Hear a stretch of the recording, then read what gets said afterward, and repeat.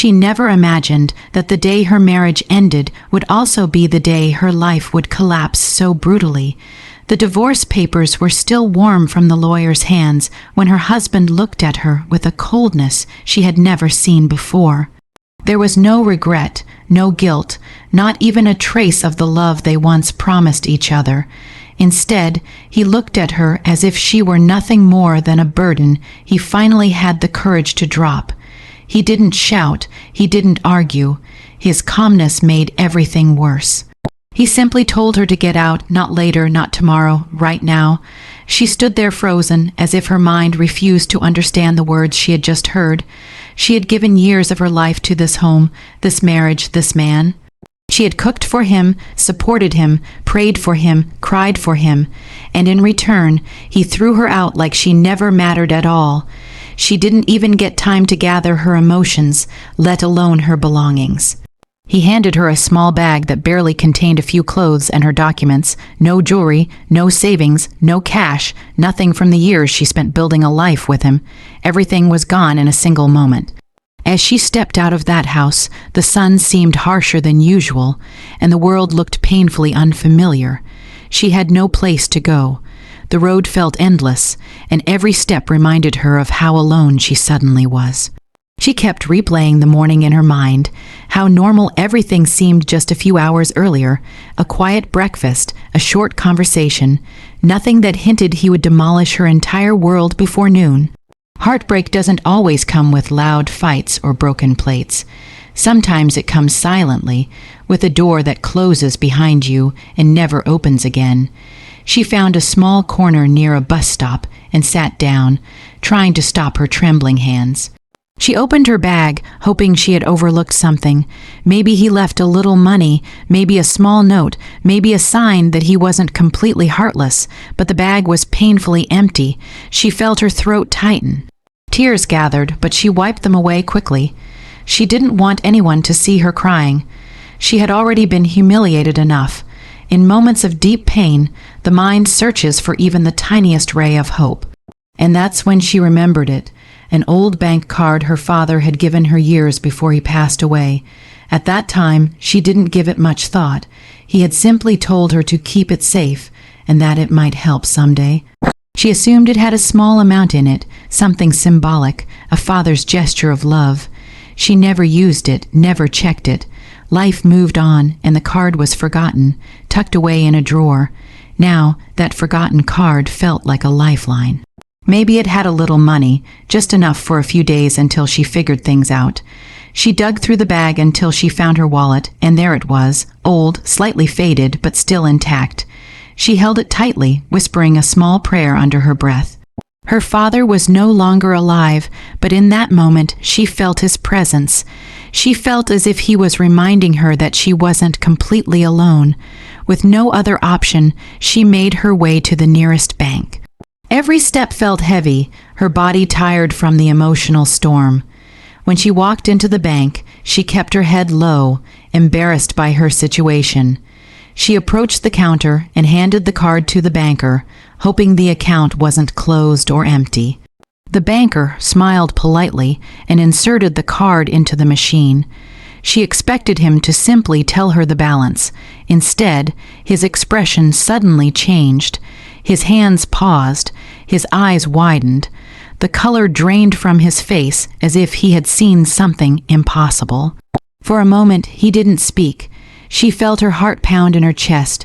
What was happening? Was there a problem? Was something wrong with the card? Then the banker looked at her, breathless, and said, "Ma'am, quickly, please look at this." At that moment, her heartbreaking beginning was about to collide with a truth she never imagined her life could hold. She walked out of the bank with trembling hands. The echo of the banker's shocked expression burned into her mind. But before that moment, before the surprise, before the revelation, there was a long, painful journey she had to survive, a journey filled with fear, uncertainty, and the desperate search for help that almost broke her spirit. When her husband threw her out that morning, she didn't just lose a home. She lost stability, routine, dignity, and the sense of safety she once took for granted. For years she believed that no matter what happened, her marriage would at least give her a shelter. Even if love had faded, she thought respect and responsibility would remain. But now, standing alone on the street with nothing but a small bag of belongings, she realized that she had been wrong. The world she trusted had collapsed without warning. At first, she tried calling a few people, friends, distant relatives, anyone who could offer a place to stay, even for one night.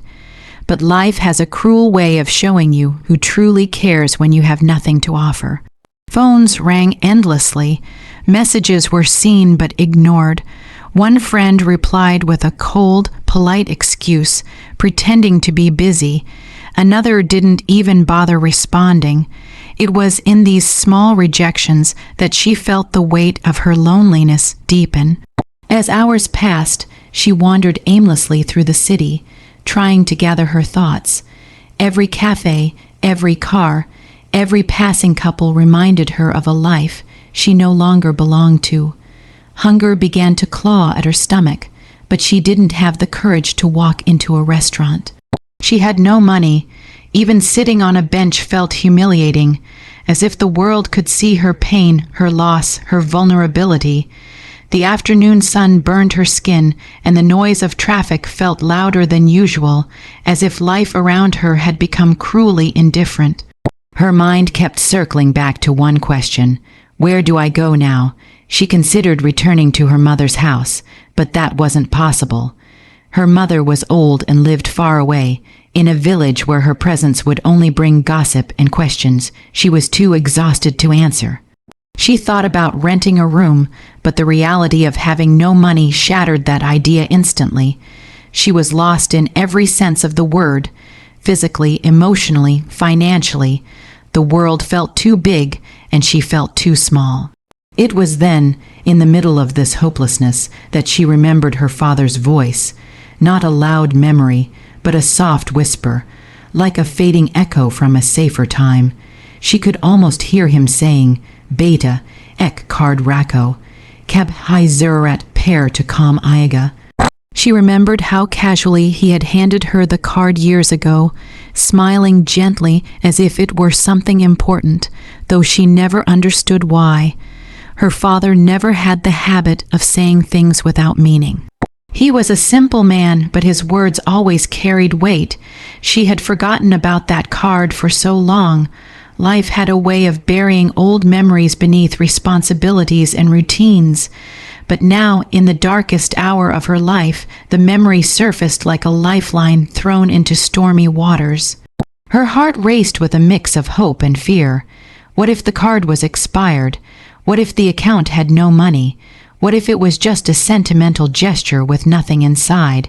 But even the slightest possibility of help was enough to push her forward. She dug through her bag, searching frantically. Clothes spilled out, papers scattered. Finally, tucked inside her old wallet, she felt the edge of a card. Thin, slightly faded, but still real.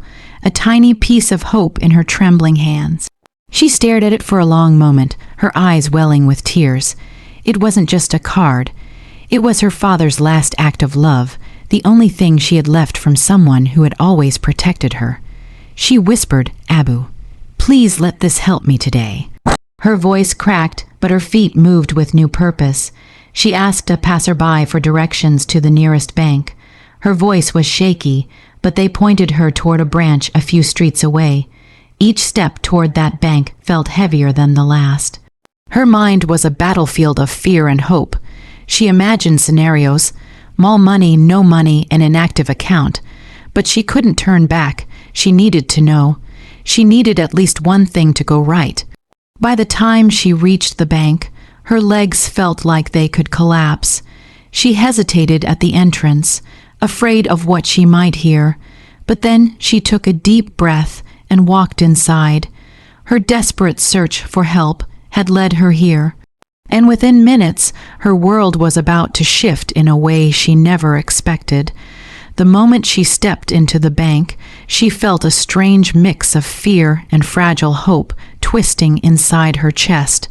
The cool air of the building brushed against her skin, calming yet intimidating. She tried to steady her breathing as she moved toward the counter. People stood in lines, busy with their own lives, unaware that her entire future depended on what would happen in the next few minutes. Her fingers tightened around the old bank card, her father's final gift, her last ray of hope. She stared at it as though it could speak to her, reassure her, or promise her that things would be okay. But it remained silent, just a simple piece of plastic carrying the weight of her survival.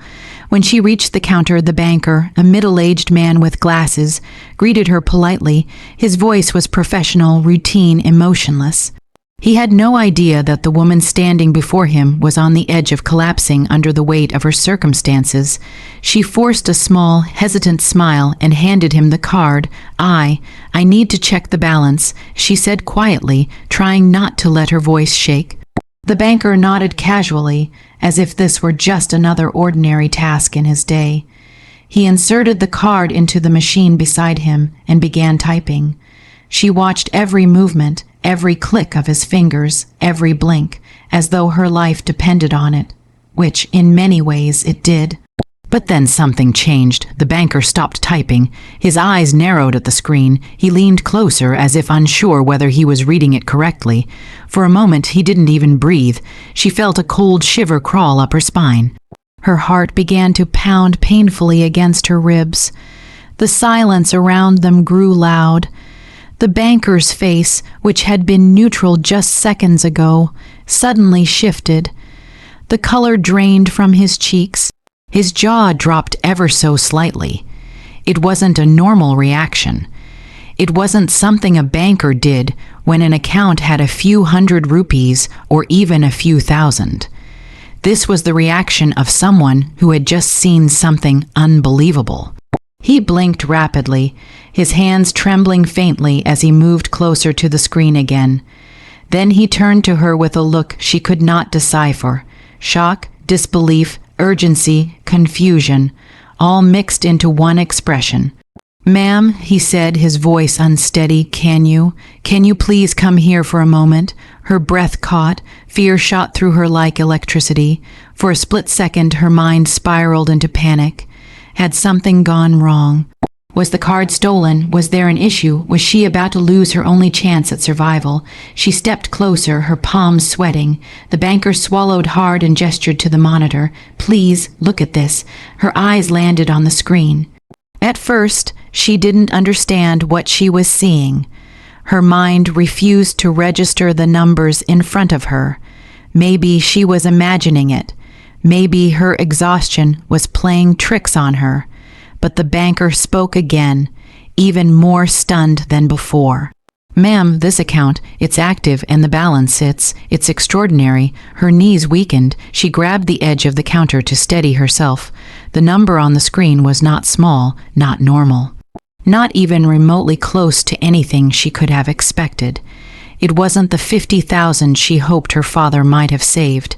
It wasn't a mere token amount left as a sentimental memory. It was a figure that didn't look real.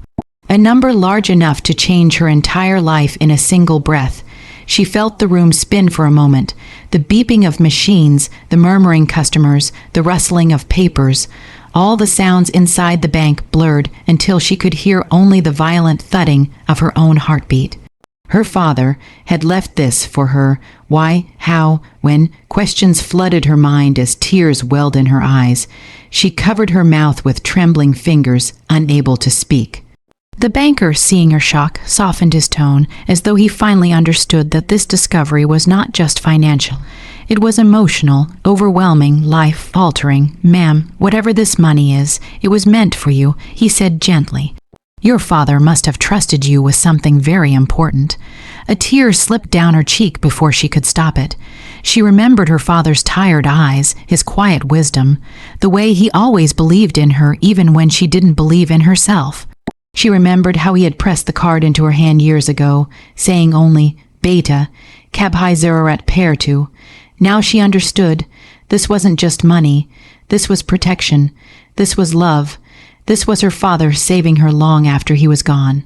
What began as desperation had turned into a moment so unexpected, so astonishing, that she could barely breathe, and in that moment she realized her life was about to change forever. For a long moment, she simply stared at the screen, unable to make sense of the numbers glowing back at her. It felt unreal, almost dreamlike, as though she had stepped into someone else's life by accident. Her throat tightened and she blinked rapidly, hoping the digits would rearrange themselves into something more believable. But they didn't. They stayed right there, unchanged, steady, massive. The banker kept glancing between her and the monitor, clearly still trying to steady his own shock. His hands were slightly trembling, and his voice had lost its formal tone. "Ma'am, this isn't a mistake. I've checked twice. This is the exact balance in your account." She didn't say anything. She couldn't. Her mind was a storm of thoughts. Some clear, some tangled, some too loud, some too silent. She remembered how her father used to look at her with quiet affection, how he would smile without saying much. He wasn't wealthy, not in the way people imagined wealth. He was a simple man with simple habits and a simple life. So, how could he have left behind something like this?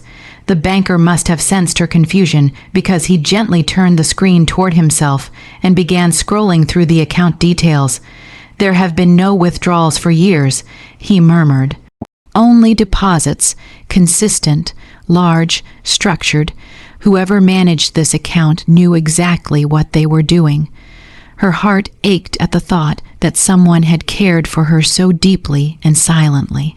She wished she could ask him why he never told her, why he never explained anything, why he kept such a huge secret. But like so many unanswered questions in life, this one would remain locked away with him forever. She pressed her palm to her mouth to stop the sob rising in her throat. She felt overwhelmed, grateful and heartbroken at the same time. The world outside had turned its back on her just hours ago, and yet her father, even from the grave, had created a shield so powerful that no cruelty could break her now. The banker spoke softly, almost respectfully. "Ma'am, with this amount, you're financially secure for life. You don't need to worry about anything anymore." Those words hit her harder than she expected. Secure for life. How long had she been living in fear? How many years had she stayed in a loveless marriage, tolerating disrespect and coldness because she believed she had nowhere else to go?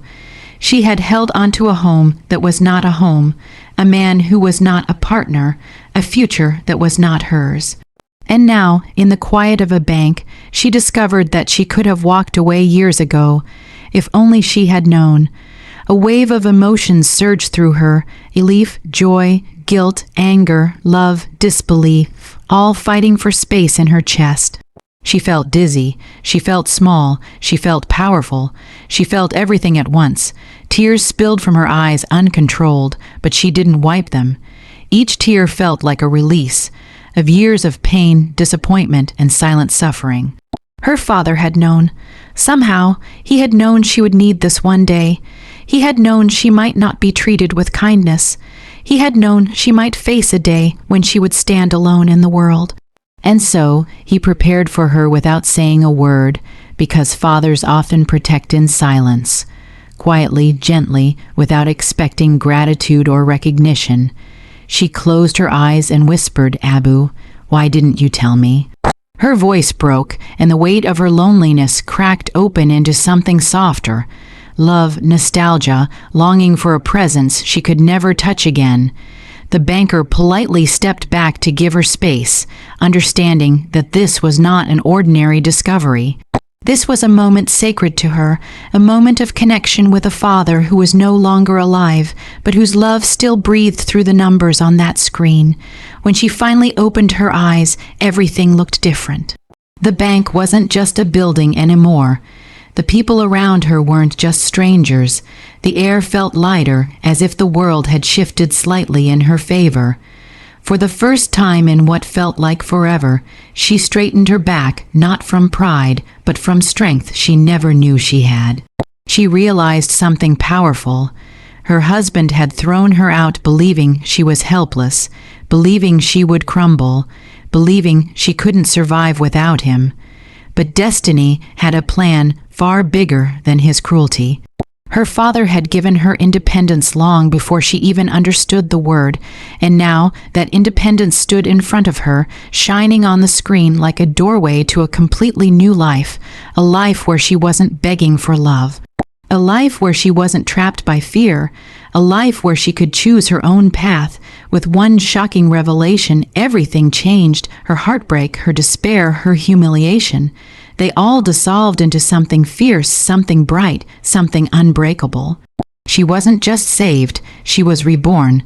She stood there, still staring at the incredible number glowing on the bank screen.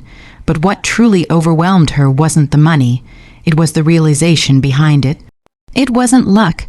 It wasn't a miracle. It wasn't some unexpected twist of fate. It was her father, her quiet, gentle, soft-spoken father who had left this world years ago, yet somehow managed to reach across time to protect her in the moment she needed him the most. And in that moment, she understood something she had been too young to realize while he was alive. A father never stops protecting his daughter. Memories of him began to flood her heart. Memories she hadn't allowed herself to think about in years. She remembered how he used to hold her tiny hand whenever they crossed the street, always pulling her closer, always placing himself between her and the world. She remembered how he would wait outside her school on rainy days with an umbrella, even when she told him she could manage on her own. She remembered how he would silently leave a glass of warm milk outside her bedroom door on nights she cried, pretending not to notice so she wouldn't feel embarrassed. He had always been a man of few words. He didn't express love with dramatic gestures or loud declarations, but his love was the steady kind, the kind that didn't shake, didn't fade, didn't break, the kind that stayed with a daughter long after he was gone. Now she could almost hear his voice again, soft and patient. Beta, life is unpredictable. A father's job is to prepare you for the storms, even the ones you don't see coming. She felt tears gather in her eyes, not from sadness, but from the overwhelming weight of love she suddenly felt wrapping around her like a warm blanket. He had known, somehow, deep in his heart, he had known she would one day face a moment where she would have no one else to rely on. He had known she would need strength, security, a shield, and instead of giving her long lectures or warnings, he had chosen silence and action. He had saved quietly, protected quietly, loved quietly. She remembered how he used to refuse small luxuries for himself. He wore the same watches for years, chose inexpensive clothes, and avoided unnecessary expenses. At the time, she assumed he was simply simple. She never realized he was sacrificing. She never realized he was building something not for himself, but for her.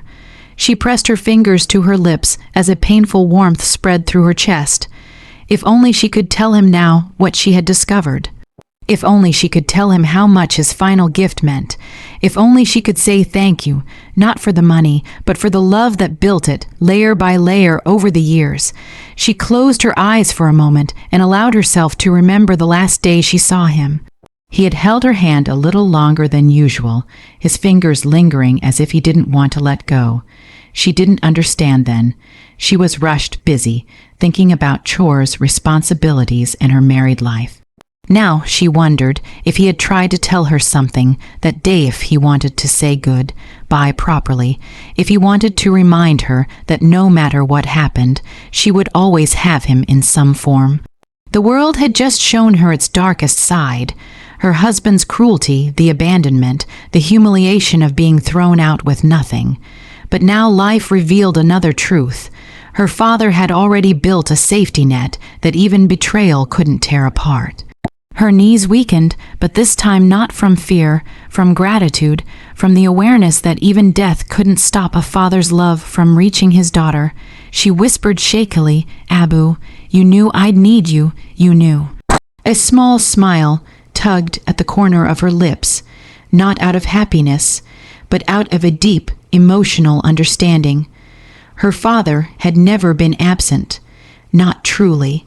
His love had been quietly waiting inside that account all these years, untouched, undisturbed, growing like a seed planted in secret, only to bloom exactly when she needed it the most. She felt stronger than she had in months.